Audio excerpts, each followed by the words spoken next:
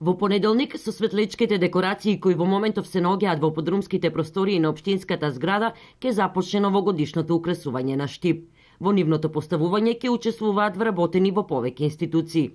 Веќе е оформена екипата што ќе врши украсување, тоа се дел од вработени на општината, ќе бидат ангажирани на украсувањето на градот. Исто така дел од електричарите вработени во јавното претпријатие на Исрни се ставени на располагање, а во преговори сме и се надеваме дека до крајот на денот, евентуално во понеделник, ќе добиеме одговор од средното општинско училиште Колен Ехтенин, учениците од 3-та и од 4-та година од електроструката да ни бидат дадени на располагање, односно праксата да ја обавуваат овој месец заедно со екипата што е за украсување на градот.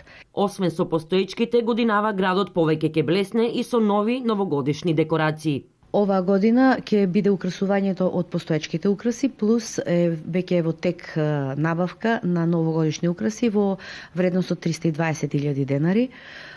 Дел сијалички, дел црева за украсување, дел украсни елки.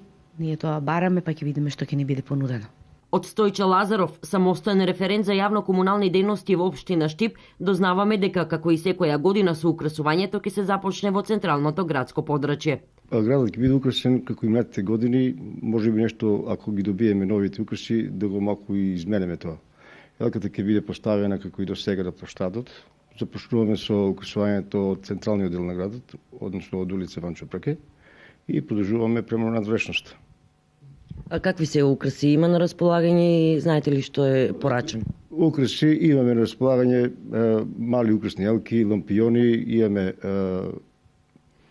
октоподи, спирали, дедомразовци, елка и комети. Откако градот ќе добие новогодишен лик, ангажираните електричари ќе започнат и со поставување на елки и светлосни украси на влезот и излезот на Штип.